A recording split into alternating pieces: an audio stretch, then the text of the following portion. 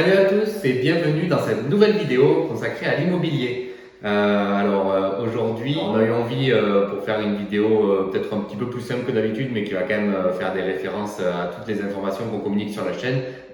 Vous parler de l'actualité sur les taux immobiliers. Vous avez sans doute vu dans vos fils, dans l'actualité, je sais pas, ou par des publicités, que Bruno Le Maire a annoncé que les taux immobiliers, que les crédits immobiliers allaient être portés jusqu'à 27 ans et les taux d'endettement jusqu'à 35%. Donc c'est une avancée importante. Donc dans cette vidéo, on va voir déjà pourquoi ils font ça et voir comment vous pouvez en profiter et quel est votre intérêt à vous, que vous soyez en recherche de logement pour votre maison, pour votre habitat ou pour l'investissement locatif. Et on va voir que c'est quand même pas neutre et que c'est une tendance importante pour l'avenir pour prendre vos décisions. Donc déjà, pourquoi il y a quand même un aspect assez étonnant. Si vous vous rappelez, en 2019, fin 2019, on était dans les tendances complètement inverses. C'est-à-dire que Macron lui-même avait indiqué, je me rappelle, il y avait un article, on avait parlé dans la vidéo, un article qui disait justement que il fallait restreindre un petit peu l'accès au crédit, que les Français s'endettaient trop, et donc il fallait que les banques prennent un petit peu plus d'apport, éventuellement réduisent les taux d'endettement, et on avait une forme de serrage de vis dans ce domaine-là. Pourquoi? Parce que c'est sûr qu'à force de trop s'endetter, il y a un moment, c'est à risque, que ce soit à titre d'individu ou même au niveau de l'État, enfin, trop d'endettement, vous savez très bien quand même que ça peut inquiéter à un moment et qu'il faut faire attention. Donc la tendance était dans ce sens-là. Pourquoi ce revirement et pourquoi on fait complètement machine arrière? Et maintenant, c'est même plus des suggestions, c'est des règles. C'est-à-dire qu'ils ont clairement mis noir sur blanc, 27 ans, 35%. On verra qu'il y a certains crédits qui ne sont pas concernés, on en parlera un petit peu à la fin, mais c'est quand même un élément important. Donc, ça fait suite à la crise du Covid. Quel est leur but? Leur but, selon moi, donc c'est d'injecter des liquidités. Le crédit permet au gouvernement de mettre en circulation des liquidités qui vont faciliter l'économie. Donc là, on parle d'immobilier, donc ça va être vrai pour le neuf et pour l'ancien. Et donc le but, c'est que les Français, malgré la légère baisse du pouvoir d'achat de 1% qu'ils vont vivre en 2020, aient tout de même le même accès à la propriété, voire le développer, pour éviter une crise du logement qu'il pourrait y avoir dans les années qui suivent. Alors déjà, il faut noter quand même que c'est une tendance globale, c'est une tendance de fond. Si vous regardez sur les 20-30 dernières années, si vous demandez à la génération de nos parents, ils avaient en gros, on va dire, entre 10 et 15% de leur pouvoir d'achat, de leur revenu plutôt, qui étaient octroyés à leur logement, que ce soit en location ou en crédit. Aujourd'hui, on passe du coup à 33-35%. Donc cette tendance de fond est maintenue, c'est-à-dire que plus ça va et plus la part de l'habitat dans les revenus des ménages est importante. Déjà, qu'est-ce qu'on peut en tirer comme conclusion à ce stade-là? Est-ce que c'est important d'accéder à la propriété? Est-ce que vous avez envie d'acheter quelque chose qui, plus le temps passe, plus va vous coûter cher? A priori, oui, parce que si vous en êtes propriétaire, ça veut dire que plus le temps passe et plus vous avez quelque chose qui vaut cher à revenu égal.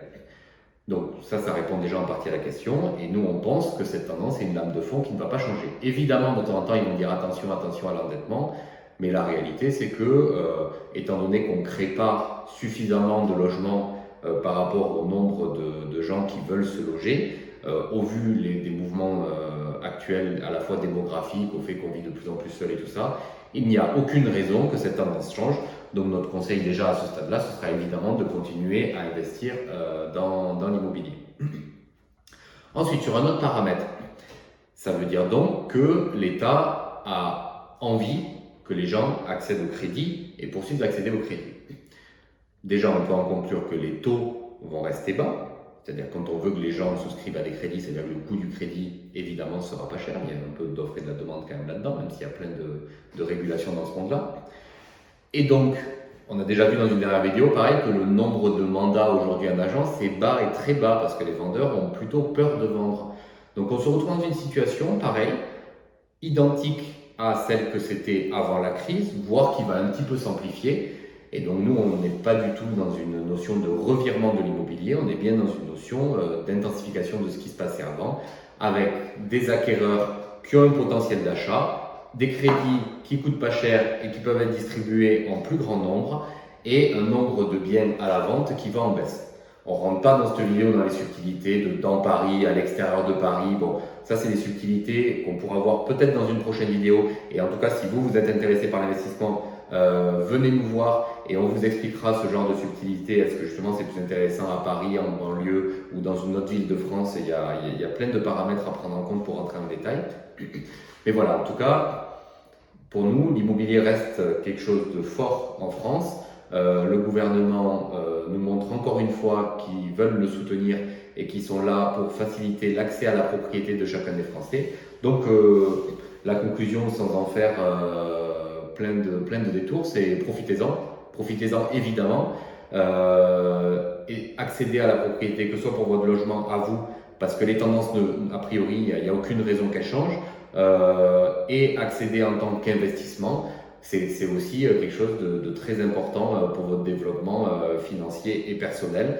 Votre argent sera bien mieux, croyez-moi, dans de la pierre en France, sur des zones bien choisies en tout cas, que sur un compte en banque qui vous rémunérera très peu. Petit corollaire qu'on a vu aussi dans la règle donnée, vous aurez noté quand même, chose importante, que 20% des crédits ne sont pas soumis à ces règles-là. C'est-à-dire que les banques ont une liberté d'octroyer des crédits en dehors de ces 20%. Moi, c'est comme ça que j'en ai profité au tout début de mes investissements. Mon premier crédit, sans que je comprenne pourquoi, juste je devais être, la banque m'aimait bien, j'avais des comptes chez eux depuis 10 ans, etc.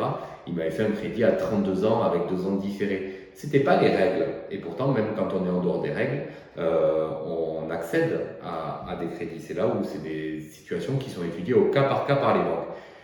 Ben là, maintenant, on sait combien. C'est-à-dire que les banques auront une marge de manœuvre de 20% des crédits, ce qui est assez conséquent. Donc n'oubliez pas de concrétiser vos projets, faites-le, allez-y.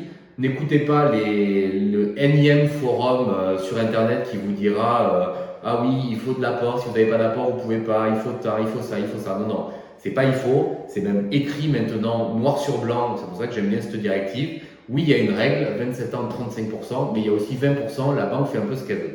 Donc allez voir votre banquier préféré, venez nous voir à nous si vous voulez des conseils pour savoir quoi acheter, que ce soit pour votre résidence ou pour de l'investissement locatif. On est là pour conseiller tout le monde et vraiment on étudie beaucoup tous les paramètres pour être en meilleure capacité de faire une analyse personnalisée. Donc pour nous suivre sur cette vidéo, déjà abonnez-vous à la chaîne, ça nous fera très plaisir, ça nous encourage vraiment à continuer à faire ces vidéos et à vous partager beaucoup de contenu. Vous pouvez liker la vidéo, vous pouvez nous suivre sur tous les réseaux sociaux. Donc on est sur Instagram, Facebook, YouTube et aussi sur LinkedIn pour certains d'entre vous. Et si vous voulez nous contacter, pareil sur tous ces réseaux, ce sera soit un conseiller de l'agence, soit moi-même qui vous répondront pour vous apporter nos meilleurs conseils. Merci à tous et à très bientôt.